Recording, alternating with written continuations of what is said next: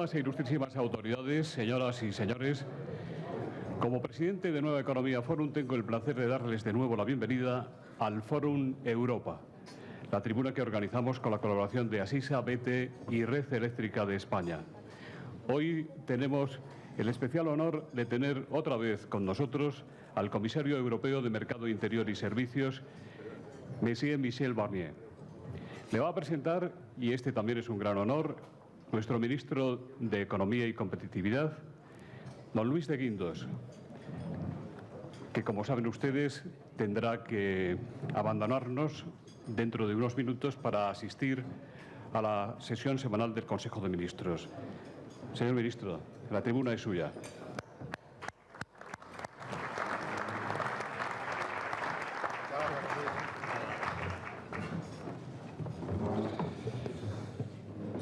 Buenos días.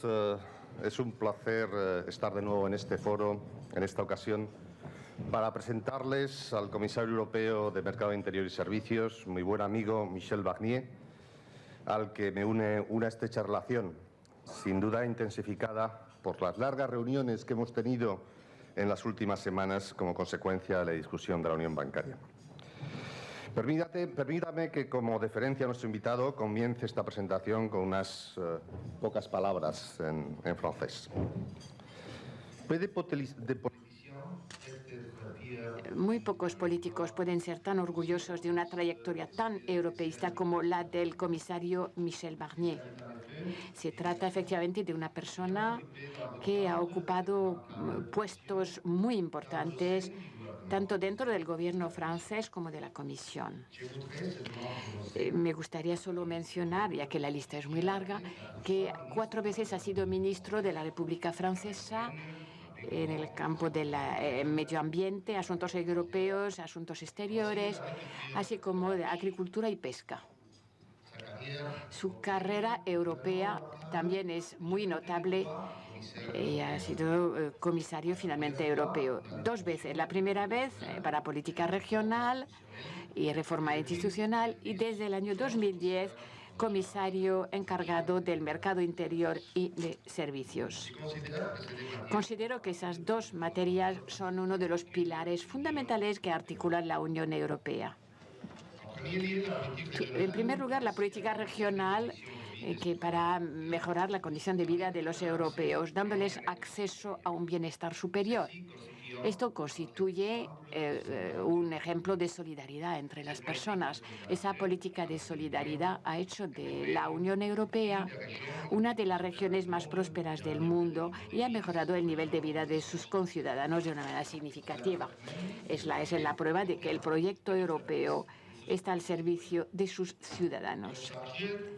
Encargado del mercado interior, el comisario ha ido cosechando los mismos éxitos que en su época anterior, con eliminación de las barreras físicas y administrativas que han llevado a un crecimiento económico sin precedente para la Unión Europea, para los ciudadanos y las empresas. Voy a seguir en español. Se pueden decir muchas cosas, pero me gustaría destacarles 3. Su firme espíritu europeísta, su gran servicio al proyecto europeo y su vocación integradora. Es además un hombre de retos. Coordinar un mercado como el de la Unión Europea, en el que conviven 28 países diferentes con 500 millones de personas y más de 23 millones de empresas, es todo un desafío al que ha sabido enfrentarse con autoridad, competencia y grandes dosis de diplomacia.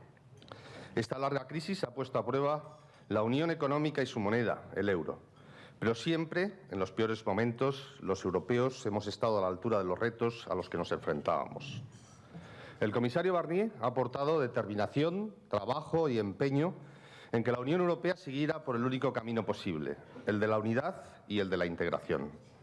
Las medidas adoptadas por los países e instituciones de la zona euro desde el verano pasado han contribuido a disipar los riesgos que afectaban a la unión monetaria, entre ellos la fragmentación de los mercados financieros, que ha penalizado de manera injusta a las empresas españolas.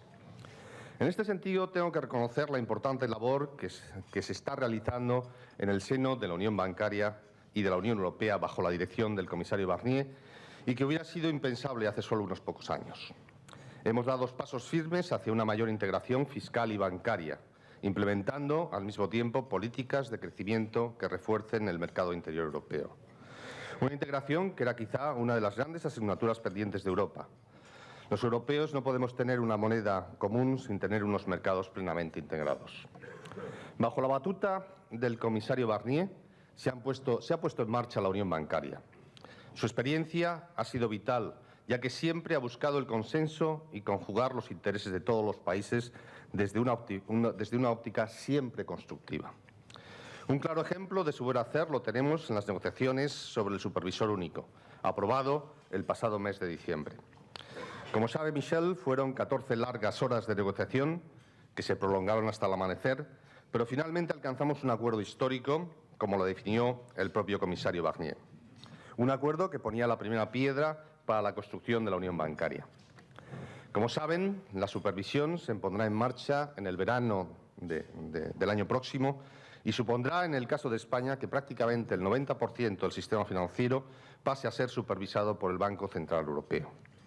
Asimismo, hemos acordado la Directiva de Resolución de Entidades Financieras, un acuerdo que finalmente ha recogido lo que desde el primer momento fue la postura española y también la del comisario Barnier.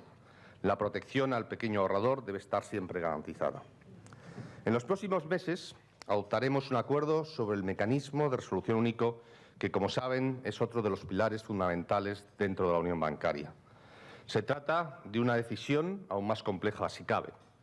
No obstante, dada la capacidad del comisario Barnier para lograr consensos sólidos, estoy seguro que antes de fin de año se va a alcanzar un acuerdo al respecto. Todas estas decisiones, todos estos pasos que estamos dando, tienen una sola lectura. El proyecto del euro está vivo y debemos alimentarlo y fortalecerlo cada día. Nuestra recuperación vendrá también de la mano de la Unión Europea. Europa está dejando atrás esta larga crisis, pero es preciso que mantengamos el ritmo de reformas cumpliendo con el calendario previsto en tiempo y forma.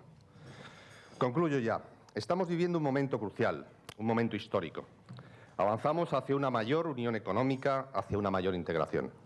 Debemos afrontar este camino como un reto que los europeos, como tantas veces hemos hecho en el pasado y volveremos a superar. Sobre todo si contamos con dirigentes y con líderes europeos como el comisario Barnier. Muchísimas gracias.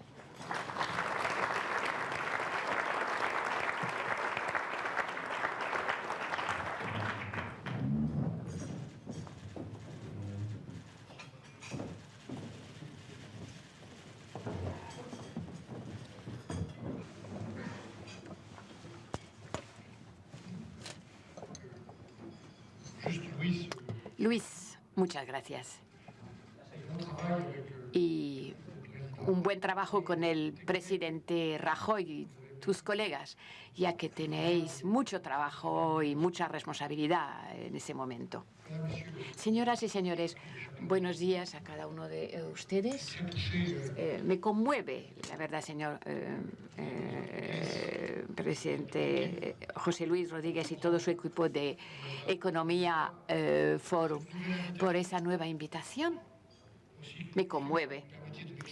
Y por eso además me permite expresarme en mi idioma materno, que muchos españoles controlan incluso muchas veces mejor que los franceses. Y es más fácil para mí poderme expresar en francés y así me entenderán mejor. Gracias a los intérpretes que se esconden por ahí, al fondo de la sala.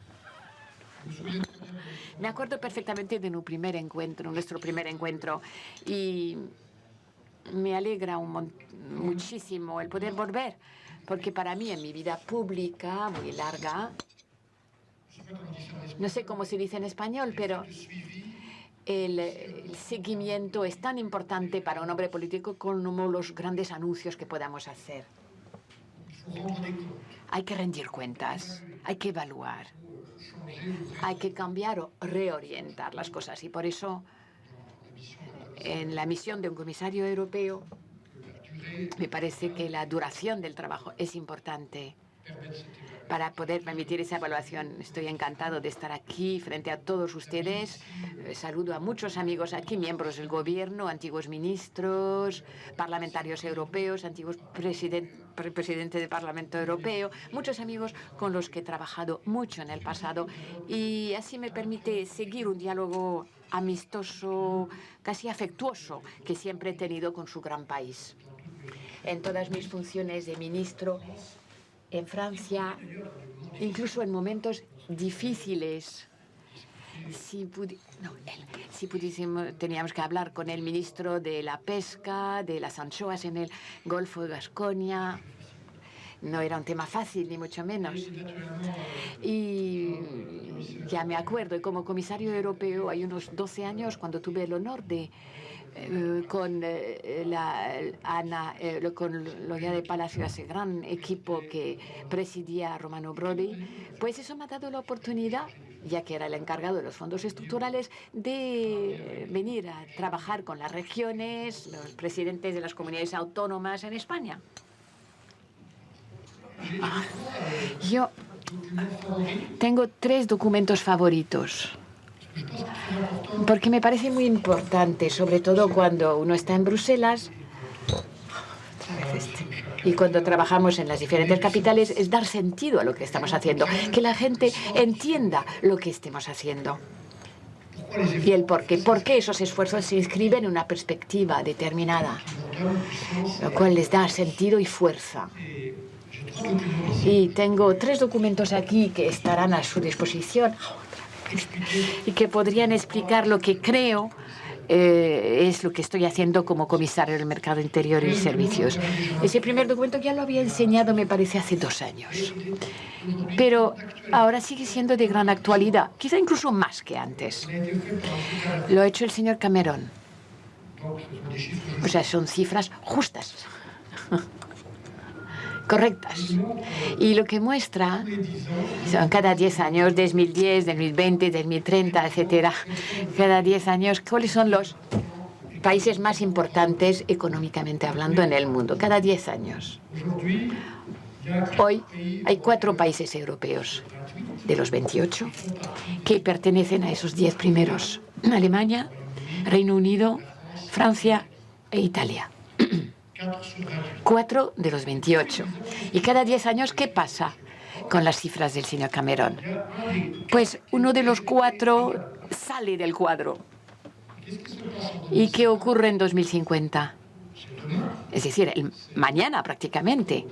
O sea, para nuestros hijos o para los más jóvenes, para nosotros mismos. Pero, ¿qué pasa? En el G8, de los 8 primeros, ya no hay un solo país europeo. Ni siquiera Alemania.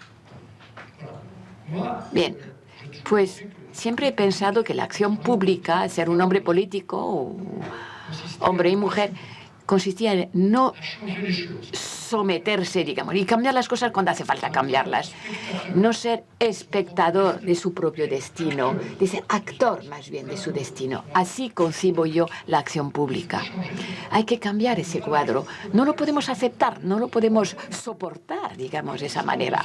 Independientemente de las dificultades que tengamos hoy en día, y son numerosas, hay muchos ciudadanos en España, en todas partes de Europa, que sufren de la crisis. Pero este cuadro, todo el mundo lo puede entender. Nuestras dificultades de hoy o mañana serán más fáciles, más difíciles, si estamos aislados o si estamos juntos. El único modo de quedar dentro de ese cuadro, el único modo, no es una opción, es una necesidad vital, es ser europeo. Ser europeo, sin dejar de ser ciudadano y patriota de su propio país. Yo soy fundamentalmente patriota, ciudadano francés y orgulloso de serlo. No he dicho arrogante, porque unas veces los franceses son arrogantes, pero lo son algunas veces, sí. Pero debemos de ser apasionadamente patriotas y ciudadanos de nuestro país. Pero además, digo, debemos de ser europeos. Si no, como lo dije ayer, pues estamos perdidos. Estamos perdidos. Se acabó. Estamos perdidos. Sí, bueno, una palabra, digamos, un poco de argot. Estamos perdidos. Salimos del cuadro y estaremos dominados y condenados a ser sencillamente como personas subcontratadas por americanos y chinos, consumidores de productos y servicios y tecnologías chinas, japoneses o americanas. Y naturalmente, políticamente, porque la cosa va con la otra, bajo la influencia de aquellos de China y de los Estados Unidos. Que no me apetece que Europa, España, Francia sean como subcontratados, digamos, por aquellos otros países. Yo no lo acepto. No hay ninguna fatalidad en ello. Entonces, señores y señores, el significado de nuestro trabajo es seguir siendo europeos, pero no así como de manera bucólica, eufórica, no. De una manera lúcida, determinada, consolidando a Europa y cambiarla. Cuando hace falta cambiarla, cuando hace falta cambiar las cosas y hay que cambiarlas. Eso es lo que intento hacer día tras día. Mis otros dos cuadros, aquí están. Uno es sobre la regulación financiera, el otro sobre el mercado único. Y como ayer lo hice, voy a reexplicar lo que he hecho con Elena, que está aquí en alguna parte. No sé dónde está Elena. Elena, Nadia. Y con Luis de Guindosoy. O sea, 28 leyes de regulación financiera y reglamentación financiera para sacar una buena lección de lo que es la crisis. 5 años únicamente después de Lehman Brothers, el colapso de Lehman Brothers. Unos aniversarios, es una celebración. Ahí no tenemos nada que celebrar, nada. Lo único, acordarnos, no olvidar, sacar una buena lección de ello y una buena razón por actuar. Eso es lo que significa ese aniversario de Lehman Brothers para mí. Y no tener la memoria corta. Entonces, yo no he tenido la memoria corta. He hecho mi trabajo, que estaba escrito en gran parte en la hoja de ruta del G20, y son esas 28 leyes que nos permitirán al final del camino, y todavía no hemos llegado, que ningún actor financiero, ningún producto financiero, estoy pensando en las personas con los que me he reunido ahí delante de la puerta que protestaban, ningún sector financiero no podrá escapar a una regulación pública y una supervisión eficaz, ninguno. Y yo quiero ir al final de ese camino, de esas 28 leyes que han sido presentadas, la mayoría de ellas ya han sido votadas. Es un documento que está a su disposición. Lo podrían leer durante el fin de semana, ¿verdad? No es un documento muy erótico, estoy de acuerdo con ustedes, la verdad, pero es interesante. Y demuestra, por lo menos, si tenían algunas dudas de que el comisario o los ministros trabajan o no, si tienen dudas, pues ya lo verán.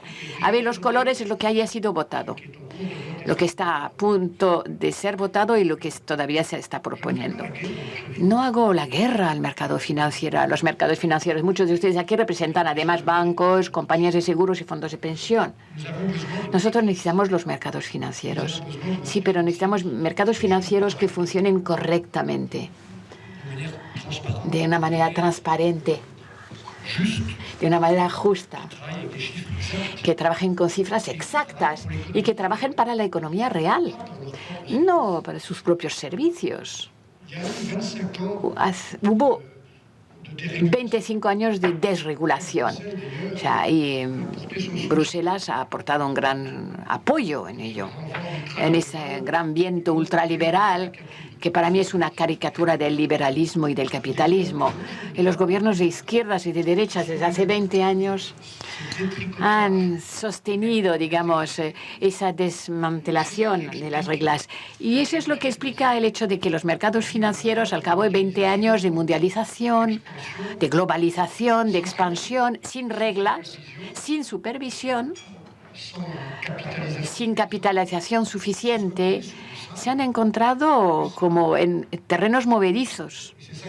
Y eso es lo que estamos cambiando. Necesitamos mercados financieros que sean correctamente supervisados y seriamente gobernados. y suficientemente capitalizado. Y es lo que, digamos, he ido elaborando con todas esas leyes. Los americanos están haciendo lo mismo por su lado y, desde luego, es un level playing field. Yo quiero que haya una interoperabilidad entre el sistema americano y europeo, porque les recuerdo, el 80% de las transacciones financieras en el mundo son transacciones transatlánticas entre europeos y americanos. No durará, digamos, hacia va a subir, pero de momento es un 80%. Y les recuerdo todo ello porque nosotros debemos de rendir cuenta a los ciudadanos, a los contribuyentes. El 14% del PIB europeo ha sido diseñado, concebido y gastado en justamente salvaguardar el sistema financiero, el dinero público. Ya basta, quiero decir. O sea, que debemos rendir cuentas. Ustedes tienen que decir todos que alrededor de eso estamos sacando la lección. El mensaje ha sido oído perfectamente y nosotros estamos reconstruyendo unas bases sanas y sólidas para la economía financiera y, en realidad, para la economía a secas. Esos esfuerzos, pues ya vemos los frutos de ello. A nivel europeo y en su gran país, que es uno de los principales países de la Unión Europea, con la consolidación presupuestaria que está en marcha, pues vemos incluso a nivel de los spreads españoles son los más bajos desde hace 2 años. Vemos las medidas de competitividad, de diversificación, que, digamos, hacen que las exportaciones españolas vayan subiendo. Y vemos también la inversión, el consumo que arrancan de nuevo lentamente, pero esperemos seriamente que las cifras nos lo dirán dentro de unos pocos días. Las cifras del gobierno español y las cifras de Bruselas nos dirán que finalmente aparece el crecimiento para 2014. Si digo aquello, es que cuando las personas sufren, cuando les pedimos esfuerzos, cuando están en paro, bueno, hay tantos jóvenes y españoles en general en paro, hay que demostrar que los esfuerzos tienen un sentido, que llega, digamos, la recompensa. Y como la Unión Europea se está recuperando, hay que mostrarlo. Señoras y señores, nos hemos enfrentado a muchas crisis desde hace 5 años. Jamás habíamos tenido tantas crisis a la vez. La crisis financiera que nos vino de los Estados Unidos, del comportamiento insensato, irresponsable y escandaloso de unos cuantos banqueros que se han creído que todos lo podían hacer o les han dejado hacer lo que quisieran por falta de reglas y de supervisión. Eso es lo que hemos ya cambiado.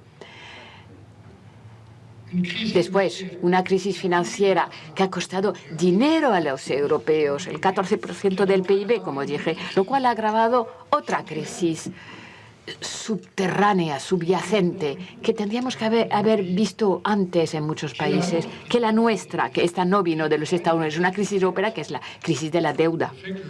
El hecho de que, quizá protegidos por el euro, muchos países, incluyendo el mío, han gastado dinero que no tenían. Los préstamos de hoy en día son impuestos para nuestros hijos. Y yo soy favorable a un nivel de endeudamiento. Hay buenas deudas, hay deudas que se hacen para la inversión, para la educación, para la investigación, pero hay demasiadas deudas de funcionamiento.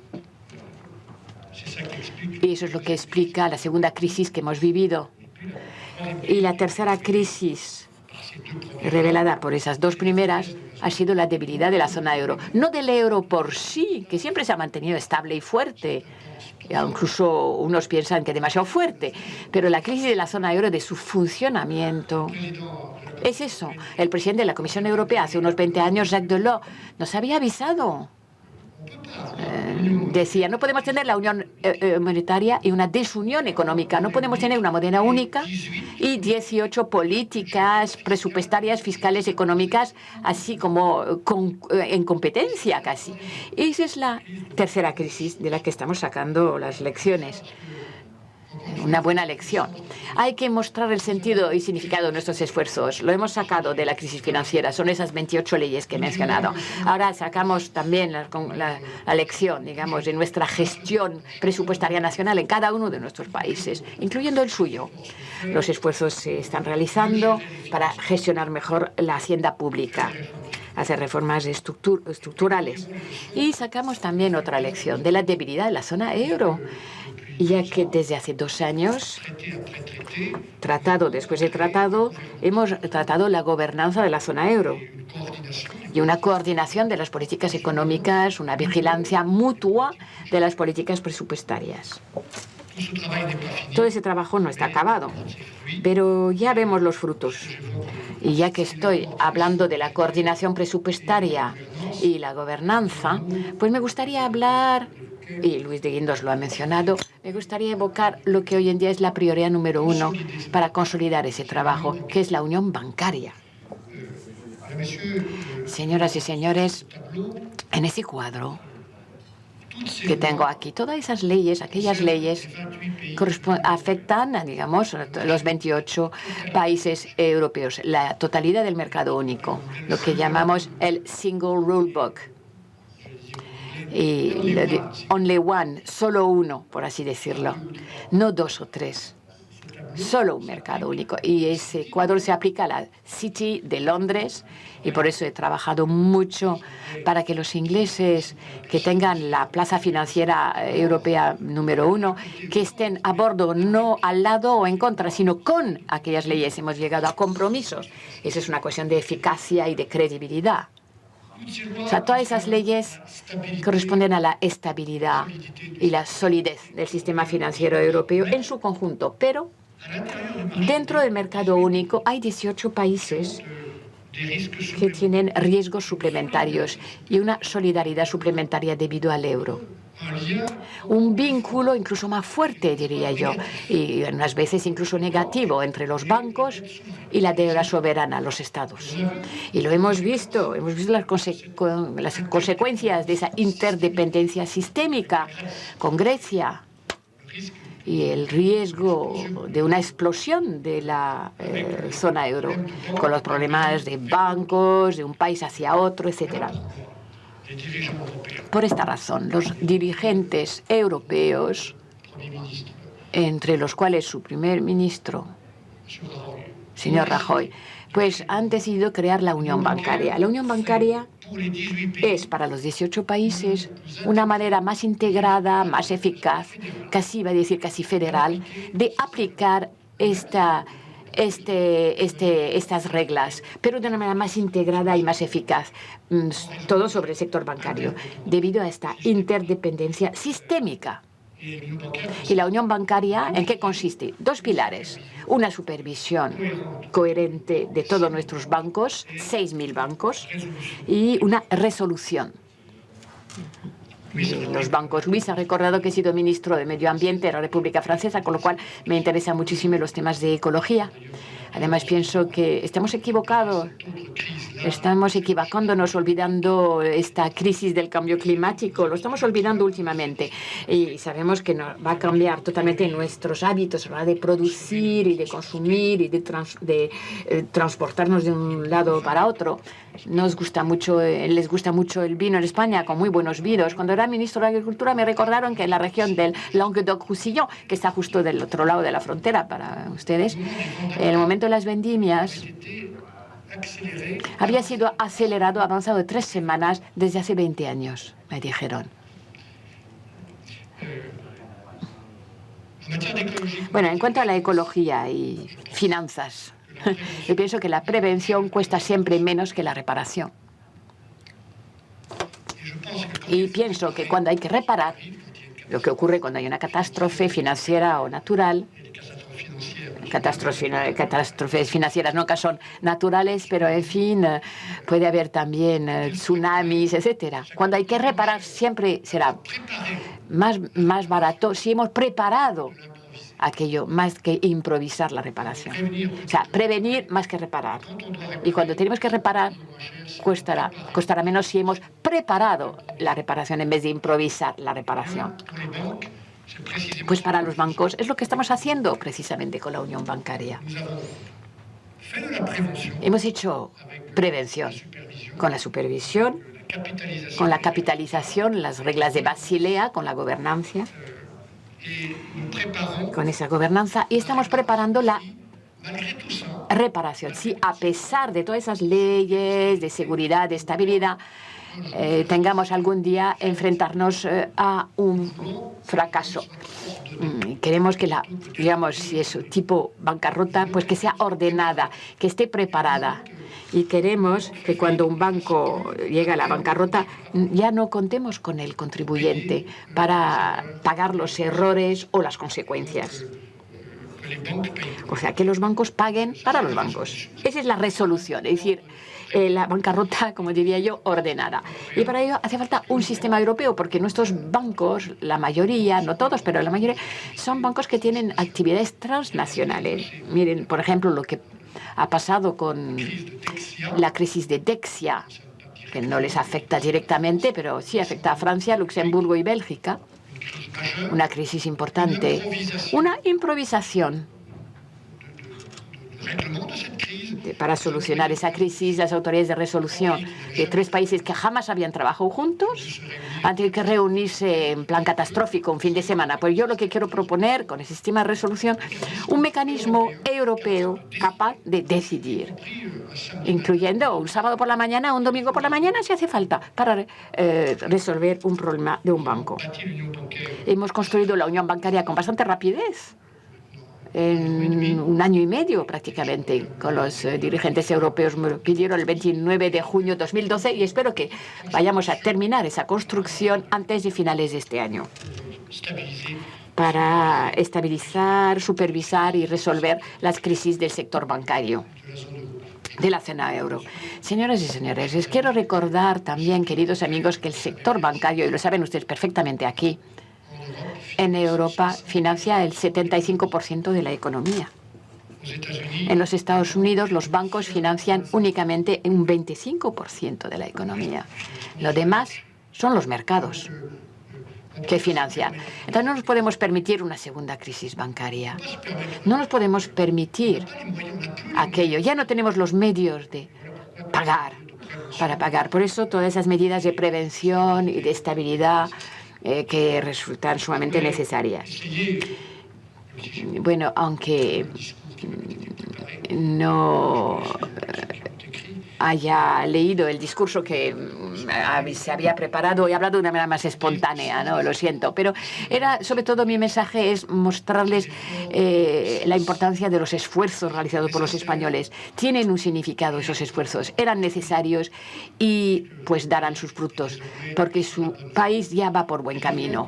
Los esfuerzos que hemos pedido globalmente a los europeos son difíciles, eran necesarios y dan sus frutos. Hemos sacado la lección de la crisis financiera. Estamos poniendo orden, transparencia y permítanme también decir que estamos volviendo a recuperar moral y ética ahí donde había desaparecido. Antes de ayer presenté en Bruselas una nueva propuesta de regulación europea sobre los benchmarks, los famosos índices que se utilizan, no por los financieros de ahí arriba, no, sí por todos. En España, 18 millones de contratos de préstamos hipotecarios se basan sobre los famosos benchmark, LIBOR y IBOR. Con lo cual es la vida diaria de nosotros. Hemos visto a banqueros manipular aquellos benchmarking para su propio beneficio. Es un escándalo. Esas personas tienen que estar en la cárcel. Además, se ha modificado la ley europea, por cierto, para que existan sanciones penales y que esa gente pueda ir a la cárcel y que lo sepan de antemano. No tenemos el derecho de actuar de esa manera. Por eso quiero una supervisión pública sobre todos esos elementos o herramientas que tienen que ver con bienes públicos. Sacamos también la lección de la crisis financiera y también de la necesidad de gestionar muy bien la hacienda pública nacional, y sacamos también la lección con la debilidad de la zona euro y de su gobernanza. Pero eso no basta. Y quiero concluir con esas palabras. Aquello no basta, porque no podemos hablar únicamente de supervisión, de austeridad, de gobernanza. Pienso además también que hay que estar muy atento al nivel de esfuerzo que pedimos a la gente. La austeridad no tiene que matar el crecimiento. Los esfuerzos tienen que ser proporcionados, diferenciados en cada país. Y según los temas también, hay gastos que debemos de preservar, los gastos del futuro, concretamente la investigación y la educación. Pero todo eso no basta. Si queremos reconciliar a los ciudadanos con el proyecto europeo, tenemos que mostrar ese cuadro, probablemente. Mostrarles a los ciudadanos españoles, franceses, alemanes, mostrarles que para seguir estando alrededor de la mesa de los grandes en ese mundo y no detrás de la mesa mirando lo que los otros deciden, para estar en la mesa, la Unión Europea tiene que estar en esa mesa, sentada, de manera duradera, definitiva, y que participe en el debate con los chinos, americanos, brasileños, rusos o los indios. Y ellos, les recuerdo, son estados continentes. Todos los países que acabo de citar son estados que cada uno de ellos no necesita a nadie, porque tienen una superficie tal, recursos naturales y una población tal, suficiente, para de todas maneras estar en la mesa de los grandes actores. Nosotros estaremos solo como Unión Europea. Y hay que recordar el significado de nuestros esfuerzos. Si queremos reconciliar a los ciudadanos con ese proyecto europeo, además tenemos que hablar del empleo, del crecimiento, de la protección del medio ambiente y de los temas que interesan a los ciudadanos, que preocupan a los ciudadanos en su vida diaria, incluyendo también la seguridad. Y por todas esas razones, queridos amigos, mi segundo cuadro para mí es muy importante. Con esos dos cuadros juntos tenemos ya la totalidad de mi trabajo. Bueno, lo de mis equipos, por supuesto. Gabinete, dirección general, Nadia, etc. El segundo cuadro es el mercado interior. El mercado interior es como el suelo, la base, como este suelo maravilloso. Aquí dice esa tarima maravillosa, muy limpia, etc. Pues la tarima europea no está en ese estado. La tarima europea está fracturada en 28 legislaciones fiscales, administrativas, incluso tecnocráticas, técnicas unas veces. Estoy pensando en el e-commerce, por ejemplo, el comercio electrónico. O sea, hay muchas fracturas, muchas divisiones. Y hace falta que la tarima del mercado único sea homogéneo y sólido. Si tenemos una tarima ondulada, nada lisa, etcétera, todo lo que pongamos encima será menos eficaz. Y entonces, con unos 10 o 12 colegas que están aquí, a nivel colegial, hemos buscado con mucha paciencia todos los puntos donde sería la tarima, donde tenemos que consolidar esa tarima para evitar esas fracturas y esas fisuras. Y bueno, pues ya he presentado con mis colegas, he presentado como 50 propuestas para que funcione aquello mejor, que la tarima, como la llamo, de la economía, sea más sólida para las empresas, las pymes y los consumidores. Y este trabajo sigue adelante con mucha paciencia. El mercado único no es toda la economía, no es toda la competitividad, sino que es la base. La base. Hemos partido de la base, justamente. Puedo darles 2 o 3 ejemplos de lo que hemos hecho antes de terminar. Es un tema un poco complicado y difícil para España, pero no obstante lo quiero decir porque soy sincero. Es la patente europea. Una patente en Europa cuesta 30.000 euros. 30.000 euros cuando uno quiere proteger una invención europea debido a los idiomas. Yo he hecho una propuesta y espero que su país podrá aceptarla, como 25 ya la han aprobado, para tener una patente europea que cueste 5.000 euros en vez de 30.000, cuando uno no se puede proteger en todo el mercado único debido al precio.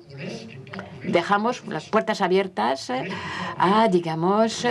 al robo, yo diría, y a las imitaciones, etcétera, por otras partes del país, otros países del mundo, cuando las invenciones nuestras no están suficientemente protegidas. Los contratos también públicos. Yo he presidido una región francesa durante 20 años. He iniciado muchas obras con, por ejemplo, los Juegos Olímpicos de Invierno de Albertville, que yo presidía. Yo sé que las pymes no participan en esas licitaciones europeas porque cuesta demasiado caro, hay demasiado papeleo. Entonces, red tape. Hemos hecho una ley justamente que reduce drásticamente la cantidad de obligaciones administrativas para poder participar a licitaciones y mercados europeos. Y hay una gran obra que es el comercio electrónico. Estoy hablando de los contratos públicos, las licitaciones. Eso representa 18% del PIB europeo. Es muchísimo para la economía. Pues eso tiene que ser eficaz para la economía. Por eso hay que simplificar todos los trámites. Tiene que costar más barato también. Si digitalizamos la totalidad de los pedidos públicos a través de Internet, por ejemplo, vamos a ahorrar cada año 80.000 millones de euros. 80.000 millones de euros. Son buenos ahorros. 80.000 millones. O sea, tenemos el deber de buscar ese tipo de ahorro.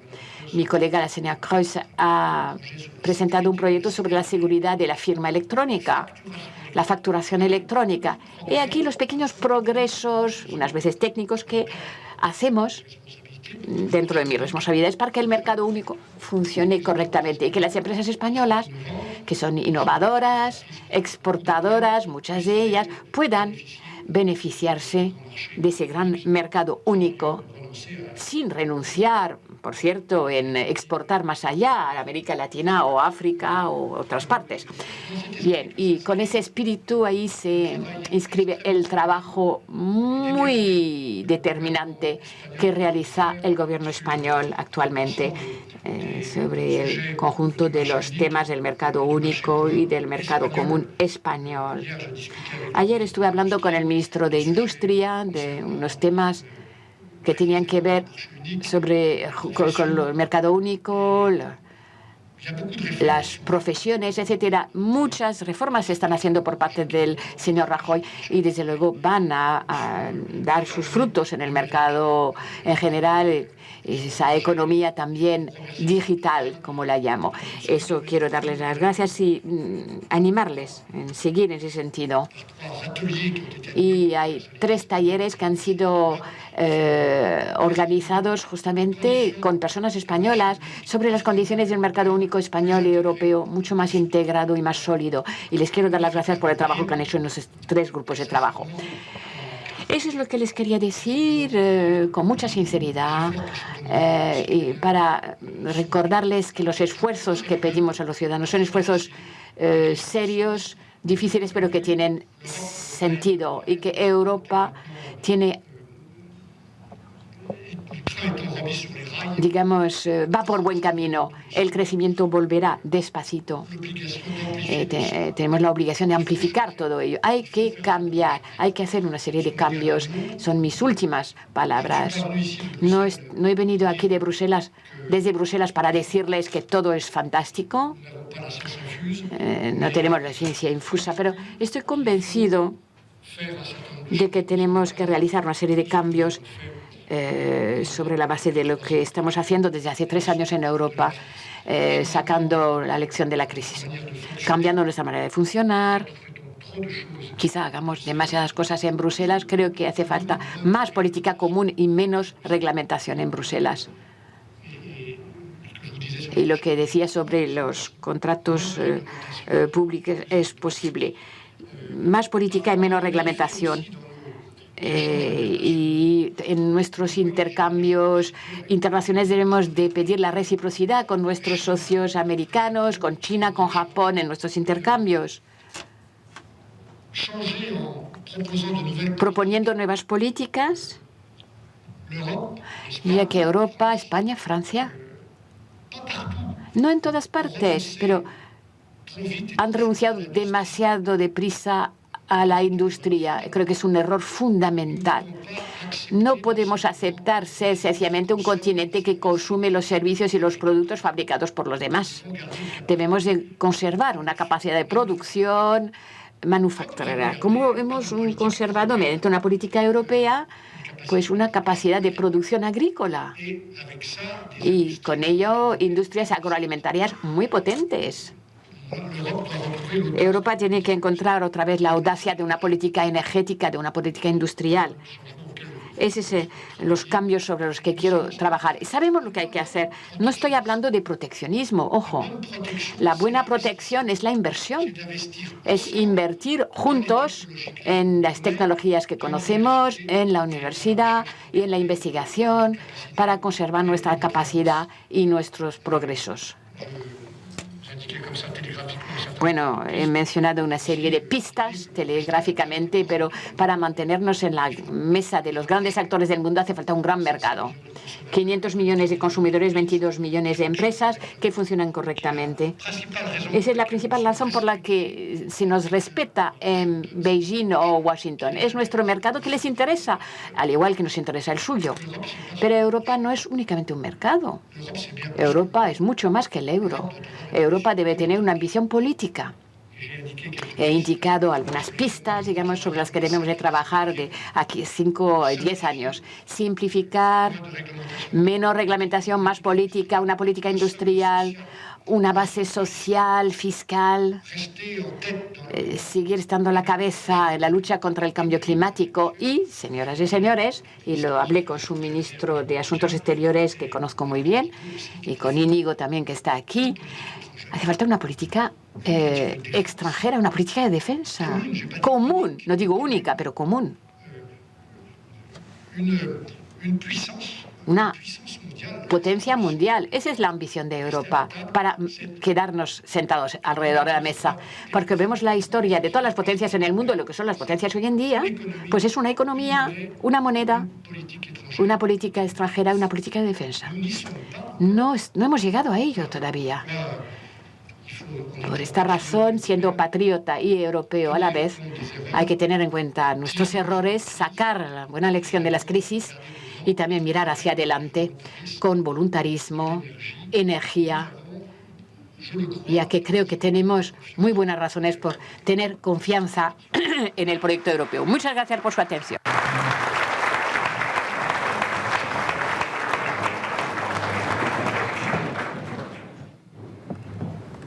Muchas gracias, señor comisario. Muchas gracias, señor comisario. Vamos a empezar con las preguntas. Hay muchas. Voy a tratar de ordenarlas y ya pido disculpas por las que, por falta de tiempo, no podré transmitirle. Usted dijo que confía en que el Parlamento y el Consejo Europeo puedan alcanzar un acuerdo a finales de este año para poner en marcha, por fin, la unión bancaria. ¿Qué concesiones deberían hacer unos y otros, en su opinión? ¿Y qué papel puede ejercer usted como comisario para que se alcance este objetivo?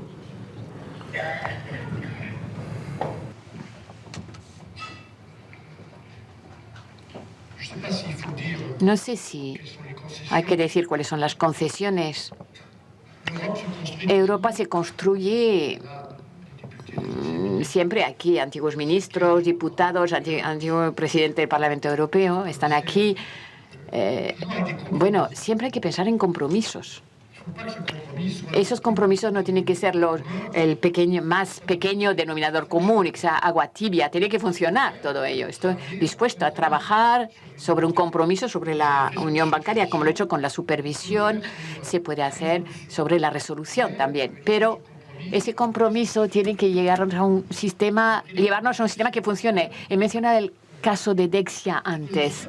Lo que deseo es que cuando en el caso de una resolución de un banco, cuando tengamos a 3 o 4 autoridades nacionales alrededor de la mesa, un domingo por la mañana para decidir en plan urgente, que seamos capaces de decidir.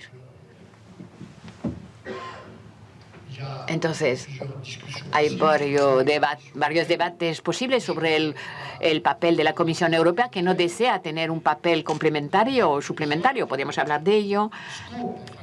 Hay el ámbito de aplicación.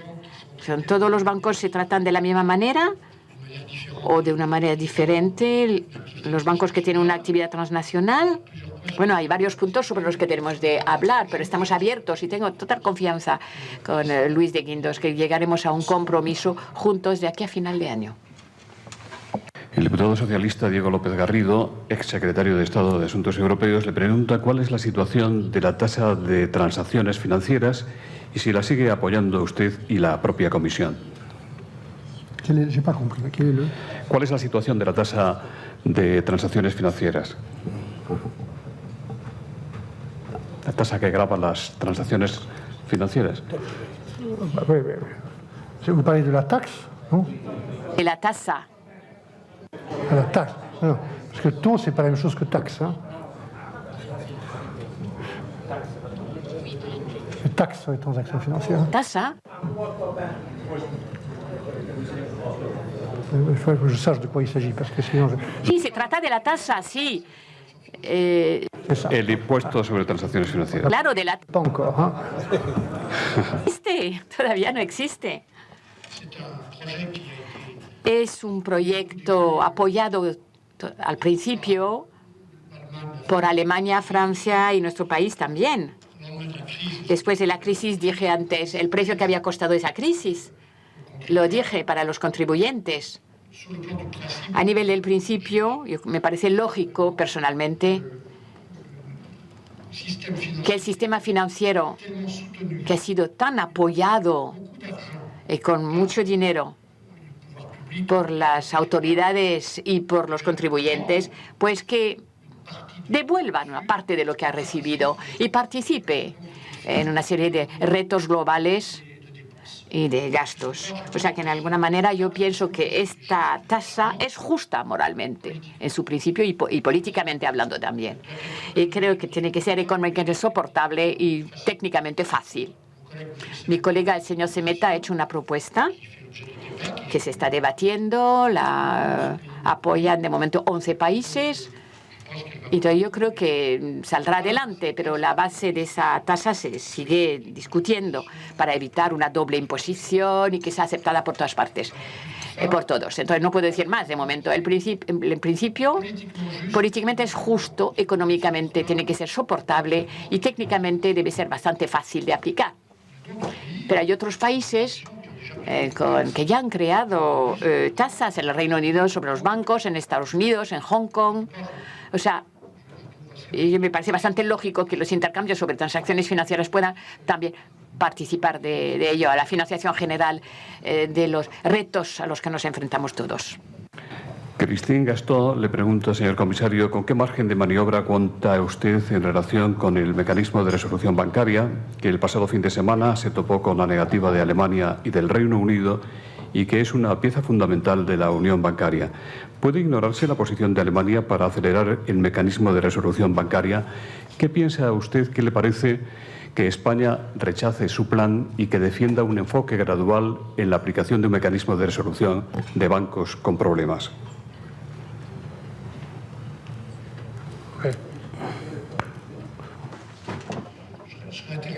Me interesaría, si me pueden decir de antemano cuáles son los bancos que tienen problemas, porque hay que hacer un sistema que sea utilizable para todos los bancos que pueden tener problemas, porque los problemas están relacionados unas veces con una mala gestión, con riesgos excesivos, una mala supervisión. Eso no tenemos en nuestras leyes, lo hemos corregido todo. Puede haber también unas burbujas, una coyuntura difícil. O sea, hay que estar mejor preparados para responder a cualquier tipo de problema, dificultad en general. Por supuesto, yo tengo mucho cuidado en cuanto a la posición de Alemania y la posición de España y de otros países. Tenemos de llegar a un compromiso y un consenso. Y pienso que lo encontraremos. Lo encontraremos. Alemania, bueno, ha expresado muchas reservas sobre la base jurídica que he elegido para proponer esa resolución. He elegido un artículo del tratado, que es el artículo sobre el mercado interior, el artículo 114. ¿Por qué lo he elegido? Porque la estabilidad de la zona euro no es únicamente algo de los 18 países del euro. Si el euro es estable, si la zona euro es estable, es la estabilidad de toda Europa, de todo el mercado único, de los 28 países. O sea que en el mercado único, que por supuesto se ve implicado en la estabilidad.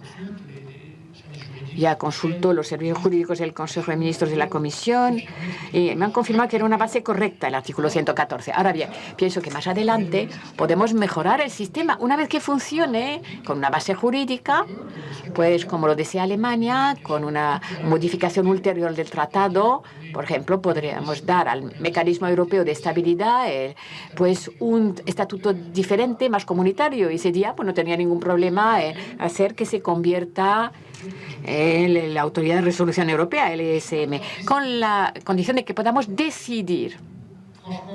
Y francamente yo escucho a todo el mundo y estoy convencido de que, y es mi trabajo, encontraremos un compromiso. Dice, como usted ha señalado al final de su intervención, le ha sido presentado hoy un conjunto de informes encargados por la representación de la Comisión Europea en España. Uno de ellos, dirigido por el académico Aldo Olchese, se refiere al gobierno corporativo y la responsabilidad social, que ofrecen temas que ofrecen lagunas y déficits importantes en nuestro país. ¿Cómo piensa usted, señor comisario, impulsar un cambio profundo del gobierno corporativo, del gobierno de las empresas europeas? También María Villanueva, de Intermont, dice, ¿cree que será posible incluir el informe país por país en la directiva de informe no financiero de las grandes empresas? Oui. D'abord, ¿Dónde está? Ah, sí. Sí, nuestra representación que ha hecho este trabajo animado por 3 personas que están aquí, Santiago Martínez, Aldo Olchese y Manuel de Santos. Eso ha sido un trabajo considerable lo que han hecho. Les he dado muchísimo las gracias, porque hacer funcionar bien el mercado interior no es desde Bruselas. Lo que me llama la atención, y lo he dicho, es que la rueda legislativa europea gira en Bruselas y en Estrasburgo. La rueda nacional gira también.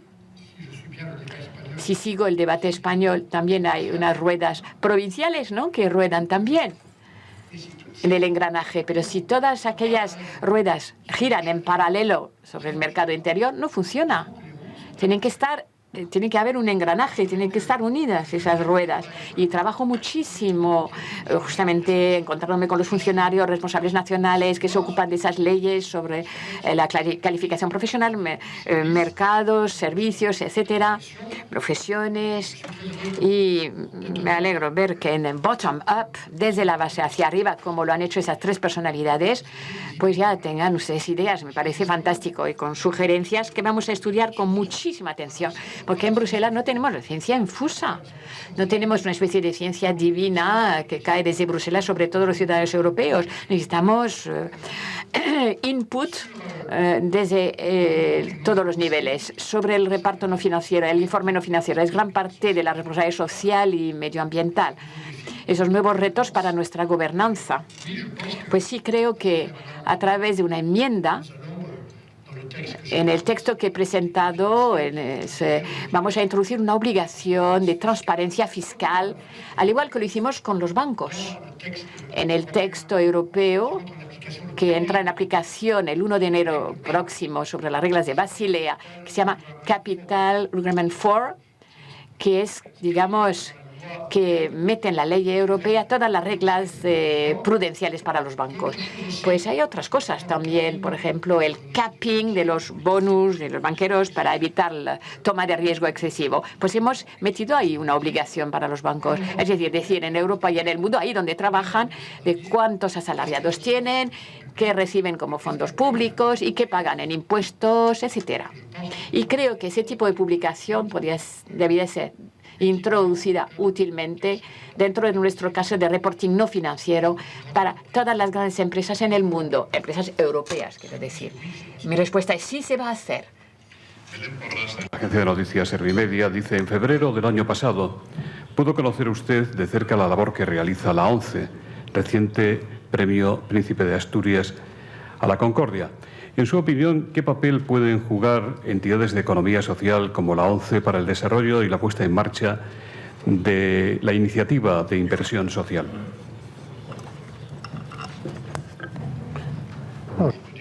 Conozco la ONCE muy bien, sí, y me ha impresionado la visita que hice en su sede aquí en Madrid hace unos meses, o el año pasado. Y su gran compromiso me ha llamado la atención. No vamos a salir de esa crisis como hemos entrado en ella. El crecimiento que volverá será mucho más sobria,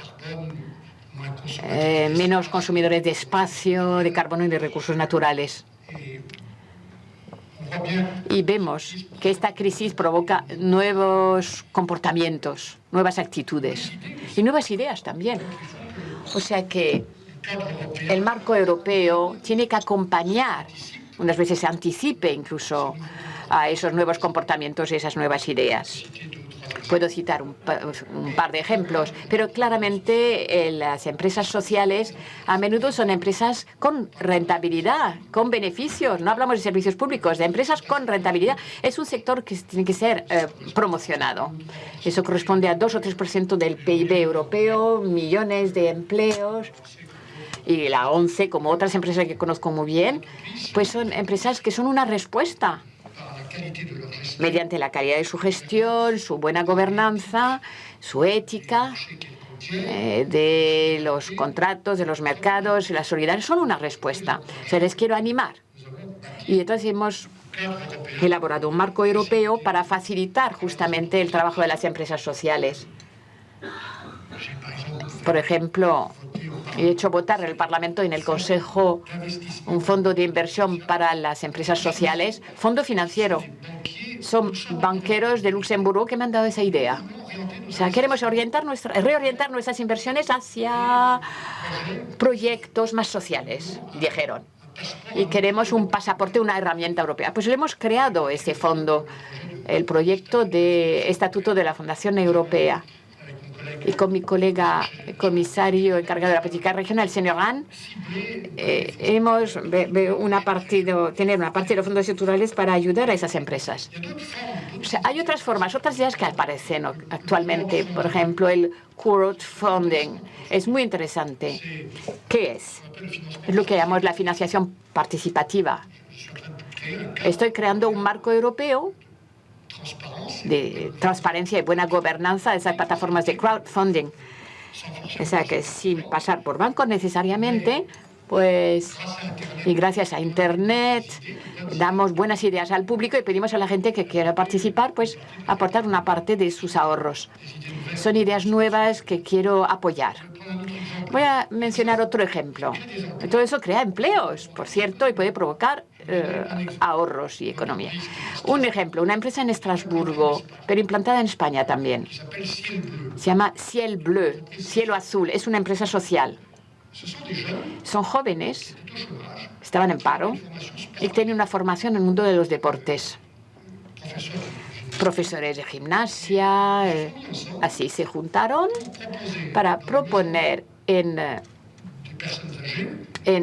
las casas, digamos, en los hogares de jubilados, pues una serie de medidas de ejercicio deportivo para las personas mayores en las residencias. Ahora son 300 empleos seguros. Están implantados en 6 países, incluyendo España. El gabinete McKinsey, muy famoso, ha hecho un cálculo de lo que su actividad en las residencias de jubilados podía permitir ahorrar para la seguridad social. Han hecho el cálculo, como fármacos, fracturas de fémur, de cadera, etcétera. O sea, prevención a través del deporte. Son miles de millones que son posibles en cuanto a ahorros. Bueno, pues son buenas ideas. Por eso quiero que apoyemos aquello. Espere que no tiene el micro ahora. Señor comisario, Alfredo Burgos y Alicia Martos le preguntan, ¿Qué medidas contendrá la futura directiva de concesiones que pretende mejorar la seguridad jurídica de las autoridades adjudicadoras y de los operadores, así como la transparencia y la igualdad de trato en el mercado interior? Finalmente, se va a excluir el agua de la directiva sobre concesiones. ¿Está decidida la Comisión a fomentar la privatización de servicios públicos, como puede ser el caso del agua? Sí.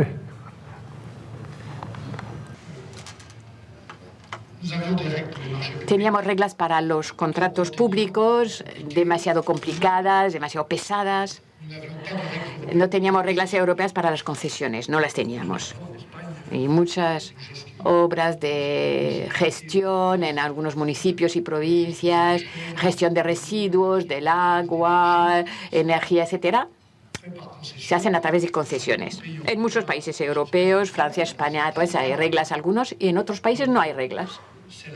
Entonces es una puerta abierta a unas veces corrupciones y también la puerta abierta a proteccionismo. Y soy el comisario de Mercado Interior, con lo cual quiero que garanticemos un acceso equitativo al mercado por encima de cierto umbral, que tengamos reglas que limiten las desviaciones o las corrupciones y que los intercambios en los grandes contratos y concesiones sean equiparables. He preparado un texto en un marco, digamos, mínimo, con una mínima cantidad de reglas para las concesiones y el partenariado público-privado, asociación privada-pública. El texto ha sido simplificado gracias al Parlamento y por parte alemana, donde tenían muchas costumbres, digamos, ya nos han criticado, han querido modificar el texto sobre el agua en particular. Y me he enfrentado a una polémica, bueno, que me pareció injusta, pero en fin. Me acusaban de querer privatizar el agua. Si hay alguien que tiene intención de privatizar algo en materia de agua, soy yo. O sea, yo pienso que el agua es un bien público. O sea, no era mi intención, ni mucho menos. Pero ha sido interpretado de esa manera. Y al mismo tiempo el texto lo modificaba el Parlamento, el Consejo de Ministros, hasta tal punto que le quitaba las reglas del mercado interior. Ya no era creíble como el mercado interior, porque se estaba creando proteccionismos regionales. En un momento dado digo, ya basta. Dije, ya basta. He propuesto retirar la parte del agua para evitar esa polémica sobre la privatización y para evitar un debilitamiento de las reglas del mercado interior. Estamos ahí, el texto ha sido votado y va a permitir de todas maneras para todos los dos sectores el tener un marco mínimo de reglas transparentes y de buena gobernanza. Muguruala, de la Universidad Rey Juan Carlos, dice: a la vista de la consolidación del mercado interior, ¿para cuándo una directiva que permita unificar a través de la libertad de establecimiento el sistema universitario europeo?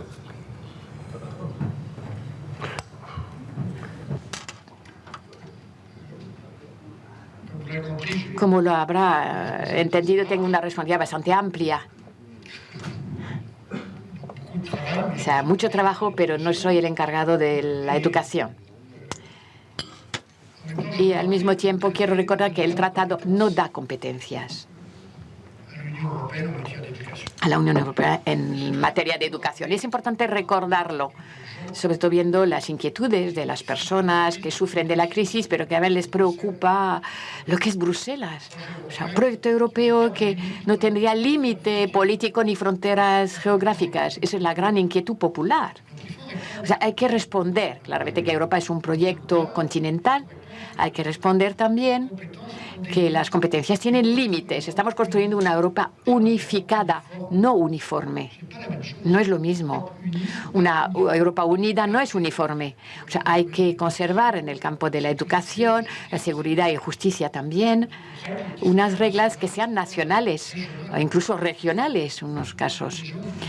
Las personas necesitan guardar su identidad y no verse todas mezcladas. El general de Gaulle, que ha sido importante en cuanto a su compromiso político para mí, tenía una frase, decía: Europa no tiene que machacar a los pueblos como si fuese un puré de castañas. Sí, lo he traducido literalmente. Bueno, pasarlo por la turmi, vamos.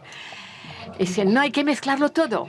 Hay que conservar una parte que es la identidad nacional o regional y que Bruselas no intenta uniformizarlo todo. O sea, no tenemos competencia en materia de educación, es una cooperación. No obstante, pienso que en la política industrial que he evocado previamente, sobre la que deseo trabajar en los próximos años, que tiene que ser el gran reto, que tengamos la audacia que hemos tenido en el año 50 con la CECA. El proyecto europeo se construyó sobre una ambición industrial, energía, carbón y acero, no hay que olvidarlo. Y la hemos perdido, esa ambición industrial. Y claramente hay una parte importante para los clústeres, para las redes universitarias de investigación. Y apoyamos esas ideas con el señor Barroso, que es el Instituto Europeo de Tecnología.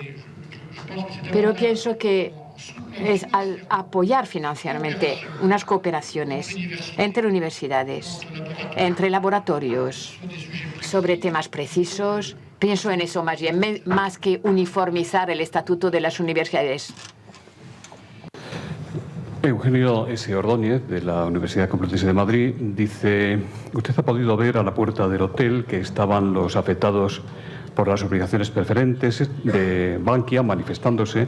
¿Qué soluciones nos proponen desde Europa ante este fraude? ¿Cree usted necesario aplicar el ordenamiento jurídico penal sobre los ideólogos de este grave problema, como así ocurría en Estados Unidos? La verdad, no voy a intervenir en la gestión nacional de ese tema. Nadie puede ser indiferente frente a la suerte de esas personas que han perdido mucho porque se les ha engañado. ¿Qué he hecho en las leyes? Porque yo no hago cirugía, ¿no?, frente a la crisis. Mi colega, el señor Ren, se ocupa de esas cuestiones. Yo hago prevención. Y todas las leyes que les he presentado son leyes de prevención para sacar una lección, incluso una conclusión sobre esa crisis que ha afectado a todas las personas, concretamente las que estaban delante del hotel. Pues sí habrá sanciones para la gente que haga manipulaciones de ese tipo o cosas deshonestas. Sí, en todas las leyes que he presentado habrá una obligación de información de los ciudadanos, de los ahorradores y de los inversores. Todos los textos que he presentado, incluso sobre inversiones, digamos, como pequeñas inversiones de detalle que interesan a muchas personas, no hablo de los grandes financieros, de los pequeños inversores, pues ahí en todos los documentos que van a ser obligatorios para los seguros, fondos de pensión, inversión bancaria, habrá obligación de información precisa, equitativa, incluso sobre los riesgos que puedan asumir las personas si les ofrecemos un producto determinado. Ese es el respeto que debemos frente a los ciudadanos. Y ese tema de los consumidores para mí es prioritario este año. Hemos adoptado la semana pasada el primer marco europeo sobre el crédito hipotecario. Tengo un texto que se está debatiendo en el Parlamento sobre la transparencia de los gastos bancarios y la movilidad bancaria y la cuenta bancaria de base. Hay 8 millones de europeos que no han podido abrir una cuenta bancaria. 8 millones. No son siempre pobres. No, unas veces son estudiantes en otro país. O sea, quiero que sea obligatorio la apertura de una cuenta bancaria de base para todos los ciudadanos europeos. Bueno, son temas que interesan mucho a los consumidores. Hemos de terminar ya. Usted tiene una muy apretada agenda esta mañana. Una buena parte de los españoles espera que la Comisión Europea y las otras instituciones comunitarias sean más claras y que se pronuncien sin lugar a dudas, con toda formalidad, con una voz única, para decir que Cataluña fuera de España no tendría lugar, de modo que los catalanes sepan lo que arriesgan si siguen por el camino de la independencia. Muchos periodistas y otros asistentes le preguntan sobre este tema. Cristina Altuna, de Radio, Luis Losada, Laura López, de La Sexta, Adolfo Joyeres, Yago González, de Expansión, y García, de Onda Cero. Le resumo las preguntas. ¿Cómo ve el asunto? Artur Mas no teme la posibilidad de ser excluida Cataluña de Europa porque dice que Europa procurará no hacerse daño prescindiendo de un territorio con su potencial económico. ¿Puede usted afirmar categóricamente que la Unión Europea cerrará la puerta a la eventual Cataluña independiente. ¿Qué opina de las declaraciones de Artur Mas sobre la independencia de Cataluña manteniendo el euro? ¿Sería posible la integración de Cataluña en el mercado interior de la Unión Europea? ¿Qué economía saldría más perjudicada de una independencia de Cataluña? En su opinión, ¿la española o la catalana? Todo eso, ya ve, lo que le tenía preparado para el final.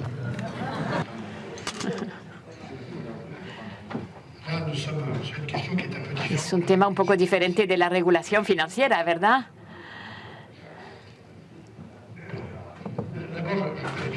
Conozco muy bien Cataluña, lo decía ayer. Tengo cierta complicidad con esa región, porque durante 10 años, entre el 81 hasta el 92, he vivido como animador de la candidatura de los Juegos Olímpicos de Invierno que presidía en Albertville, pues lo he vivido al mismo tiempo que la candidatura y la organización de los Juegos de Barcelona. He vivido aquello y he aprendido, digamos, a conocer más Cataluña, sus dirigentes, izquierda y derecha. He conocido, me he encontrado con el señor Mas hace unos pocos meses, justo antes de las, era un poco antes de las elecciones, y he visto el dinamismo y tengo mucha admiración por todo lo que pasa en Cataluña. Eso es un punto personal, ¿no? Un comentario personal que quería hacer. Porque por la organización de los Juegos Olímpicos de Invierno y de verano que se celebran por primera vez y última vez, creo, el mismo año, en 92. Bien. No pidan ustedes a las personas que vienen de Bruselas o a un comercio europeo que se pronuncie sobre lo que está ocurriendo en cada país en materia de organización institucional o territorial. No es nuestro papel.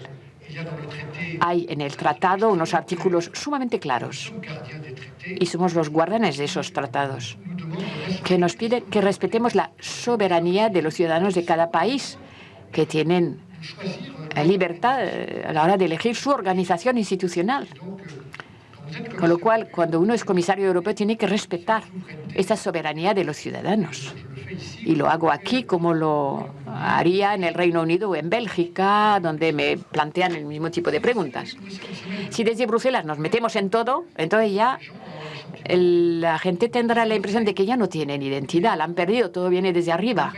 Nosotros respetamos la soberanía de los ciudadanos y precisamente es el caso en este debate sobre el futuro de Cataluña.